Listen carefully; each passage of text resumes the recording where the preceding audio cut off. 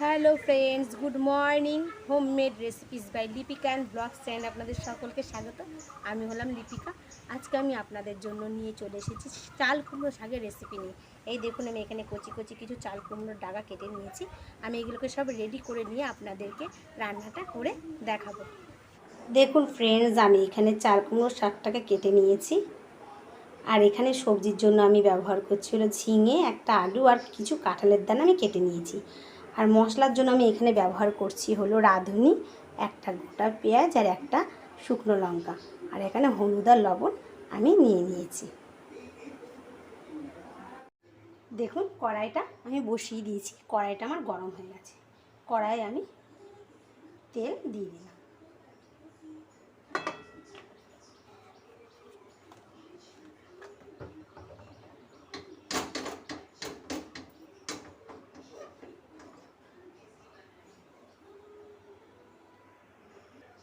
আমি সামান্য একটু রাঁধুনি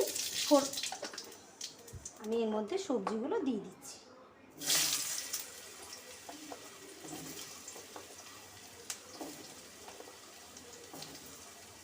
ঝিঙে, কাঁঠালের দানা,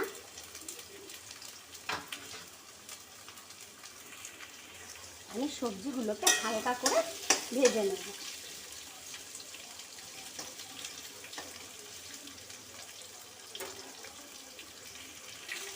আমি সবজির মধ্যে হলুদ আর লবণ দিয়ে দিলাম।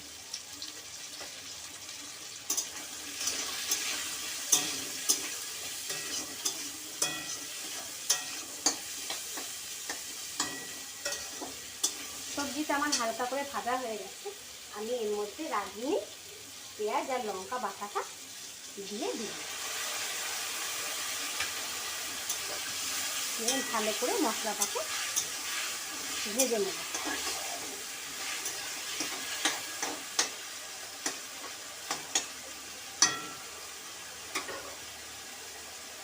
দারুণ দারুণ একটা সেন্ট বেরোচ্ছে।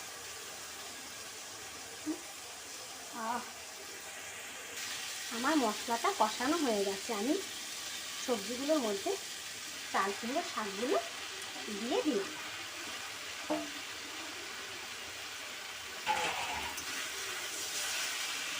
দিয়ে আমি ভালো করে সবজিগুলোকে আর মশলাটাকে এর সাথে মিশিয়ে নেব।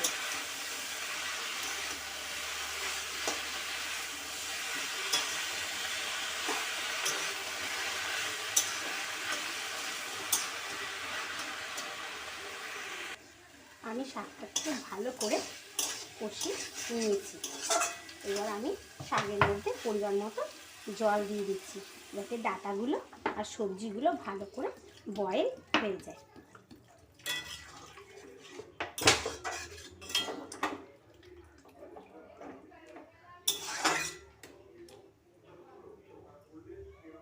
আমি একটা থালা দিয়ে শাকটাকে ঢেকে দিলাম। শাকটা আমার হয়ে এসেছে। আমার ডাঁটাগুলো সবজিগুলো সব বয়েল হয়ে গেছে। আমি শাকের মধ্যে সামান্য একটু স্বাদ মতো চিনি দিয়ে দিলাম। শাকের মধ্যে একটু চিনি না দিলে শাক ঠিক খেতে অতটা ভালো লাগে না। চিনি দিলে শাকটা কিন্তু খুব ভালো মজে যায়।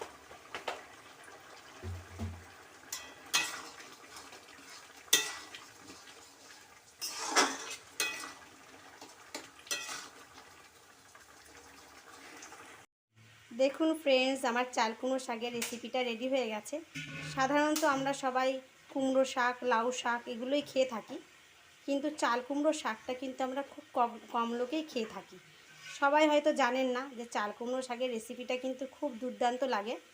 আমি এখানে বিভিন্ন রকম সবজি দিয়ে কিন্তু চাল কুমড়ো শাকটা রান্না করেছি। আপনারা বাড়িতে এইভাবে চাল কুমড়ো শাক রান্না করে দেখুন। আশা করছি আপনাদের এই রান্নাটি ভালো লাগবে।